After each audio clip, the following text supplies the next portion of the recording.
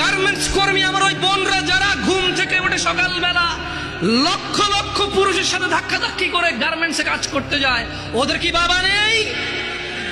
ওদের কি ভাই নেই? কোন পুরুষের সাথে কি ওদের বিয়ে হয়নি? কুলাঙ্গার কি ওই ভাই না? কুলাঙ্গার কি ওই স্বামী না? কুলাঙ্গার কি ওই পুত্র না? যে বেঁচে থাকতে তার বোন, তার মা, তার স্ত্রী কাজ করে তাকে খাওয়াইতে হয়, অথচ তার জিম্মেদারি ছিল না। দোষী কে এ জায়গায়?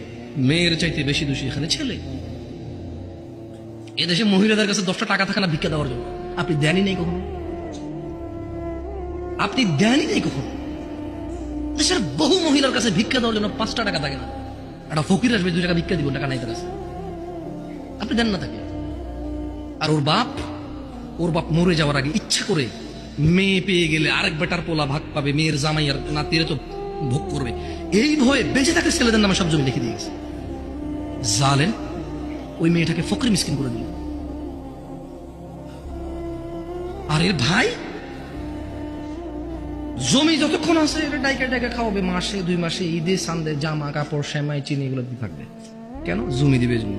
এখন ওই বোন চিন্তা করে, আরে যদি আমি সম্পদ নিয়ে আসি, যা একে তো সে ডাবল পাইলো, আমি অর্ধেক পেলাম, এটুকু যদি নিয়ে আসি ছেলে মেয়ে স্বামী নিজের দরকারে, বলে যে অংশ অন্য ধ্বংস হয়। তুই অংশ নিয়ে ধ্বংস হস না, ওর অংশ নিয়ে ধ্বংস হবে কেন রে? তোর বাপের অংশ তুই খাবি, তুই ধ্বংস হবি না। তোর বাপের অংশ তোর বোনে খাবে, সে তার বাপের অংশ খাবে, সেখানে ধ্বংস হবে।